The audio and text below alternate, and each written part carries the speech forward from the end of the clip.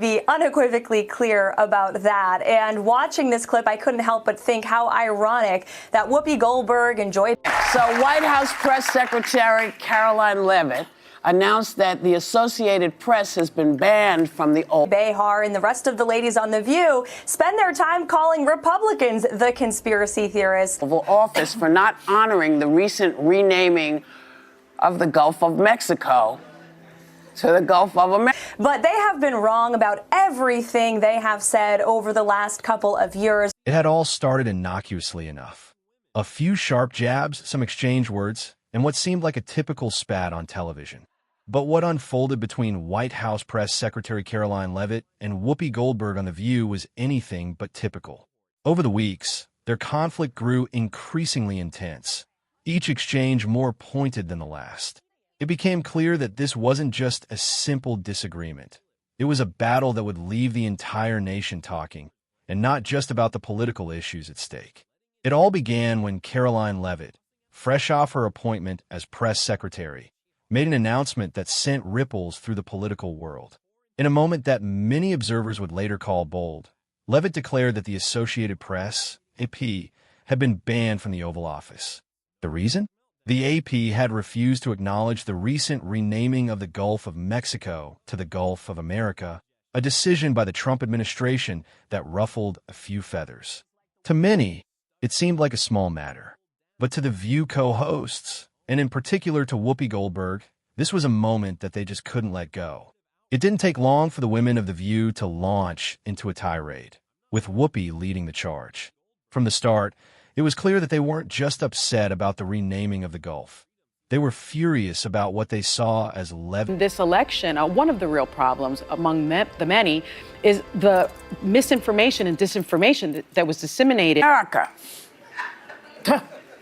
Take a look. The mistake really is there's too much BS. With it, though, is, she's saying that these people that are going to apply will meet their criteria. Floating out there, and now it's out of our hands. There's no way to control it, so now they're saying they're going to control it. I want to see what they're going to do. Criteria. We understand that their criteria is woefully deficient and unserious. Its audacity in shaking up the media establishment. The press conference itself, they claimed, was uninspiring, boring even. This was The View, after all, and they were used to drama, to big moments, and to fiery exchanges. But here, they found none of that. Just facts, delivered with poise, from a young woman they were clearly desperate to discredit. The View co-hosts didn't pull any punches, with each of them taking turns to mock Leavitt. Joy Behar, especially, was relentless.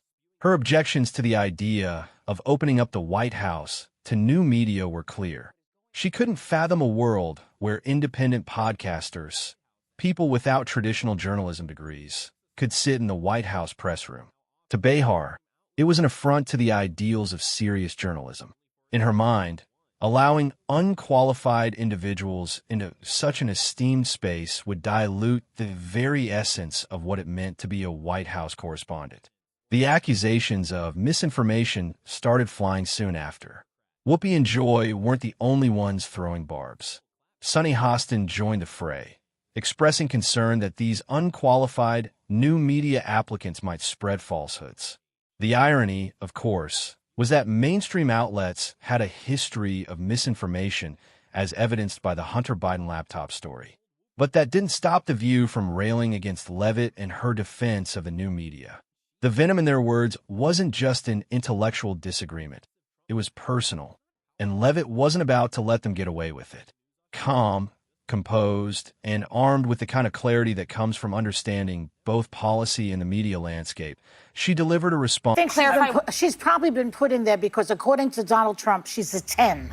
You know that's what it is. I want to be clear. I agree with these despicable women on The View. They are wildly out of touch with the vast majority of Americans, and frankly, they should... ...that hit Whoopi and the rest of the crew like a ton of bricks. There was no hesitation, no sign of fear. She called out their hypocrisy, exposing them for the so-called conspiracy theorists they truly were. The truth hurt, and it left The View reeling.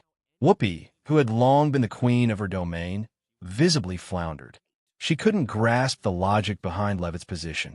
In her attempt to regain control of the narrative, Whoopi tried to downplay Leavitt's role, claiming that Leavitt was only there because she was a woman. Yes, that was the argument Whoopi made, that Leavitt's success was a product of identity politics. She tried to belittle the hard work and dedication that had gotten Leavitt to her position, choosing instead to imply that Leavitt's rise was part of a broader scheme to appoint women and minorities in positions of power. This, from the same woman who celebrated identity politics when it served her narrative. But Leavitt wasn't going to take that lying down. She stood firm, refuting Whoopi's dismissive comments with a level-headed response that left her co-host scrambling. And the audience could see the frustration beginning to mount on the View set. Their usual polished theatrics were nowhere to be found. Whoopi was visibly rattled, her eyes blazing, her voice trembling with fury as she lashed out. Meanwhile, Karoline Leavitt maintained her cool, not allowing the chaos to derail her. She reminded Whoopi that, despite the barbs being thrown at her, she wasn't there by accident. Her qualifications spoke for themselves, as did her dedication to truth and transparency. She wasn't going to let The View or any of its hosts undermine her credibility. And then came the line that broke the tension and set social media ablaze. With a smirk, Leavitt delivered a verbal knockout that no one saw coming. She told Whoopi Goldberg and the rest of The View hosts that they needed to seek help for their Trump derangement syndrome. The statement landed like a bombshell, sending shockwaves across the internet. The collective gasp from the audience was almost audible. What followed was pure fury. Whoopi's face twisted into a snarl, her expression dark with rage. She wasn't just mad, she was incensed. For the first time in a long time, she had met her match. And this time, the media's darling was losing the battle.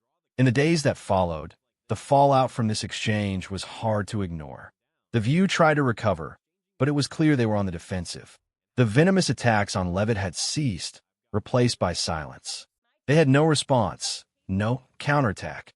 They had been caught in their own web of hypocrisy and arrogance, and now the world knew it. Leavitt, on the other hand, stood tall. She had not only survived their onslaught, but had managed to turn the tide in her favor. She had done more than simply defend herself. She had exposed the flaws in the mainstream media's narrative and made the women of The View look like the out-of-touch elitists they were. The response from the public was swift and brutal. Social media was flooded with comments mocking The View for their out-of-touch opinions, calling for the show to be cancelled, and accusing its behaving in an ugly, hate-filled manner. We marvel and mock the sheer shameless stupidity of the modern left daily. That hot mess that they air in the mornings, called The View, had to issue now. Graham, we've almost become desensitized to the insanity, but even I was taken aback, sickened. One, not two, not three, but 4 corrections, legal corrections, 4 legal notes. hosts of being a nasty bunch of people. But even Whoopi Goldberg couldn't ignore the wave of criticism that was building.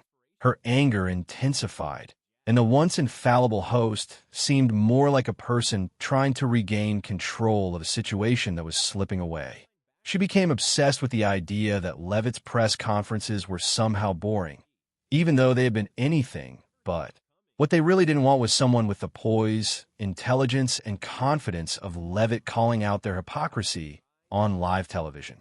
Then came a moment that showed just how far Whoopi was willing to go to undermine Leavitt. She mocked the announcement about the Associated Press being banned from the Oval Office, laughing like it was some kind of absurd joke. But anyone with even a modicum of understanding of the situation knew this wasn't funny. The AP had refused to honor the decision to rename the Gulf, and in response, the White House simply decided to ban them from the Oval Office. It wasn't a massive scandal, it was a logical consequence. But Whoopi couldn't see that. Her anger clouded her judgment, and she resorted to mockery and disdain, hoping to get a laugh. But the audience wasn't laughing. Instead, they were watching as The View became a joke in its own right.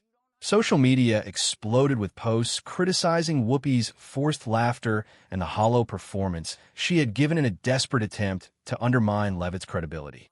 This wasn't just a feud. It was a seismic shift in the battle for the narrative. Leavitt had done something that very few could ever accomplish. She had taken on The View, and won. What had started as a simple disagreement had turned into a full-blown public takedown, one that would be remembered for years to come. As the days passed, Whoopi's rage seemed to grow. She couldn't accept the fact that a young, articulate woman like Karoline Leavitt had come into the White House and made her mark. Whoopi was used to being in control, used to being the one who called the shots. But in this instance, Leavitt had flipped the script and Whoopi couldn't handle it. And in the process, Karoline Leavitt had proven something that many in the media establishment had forgotten.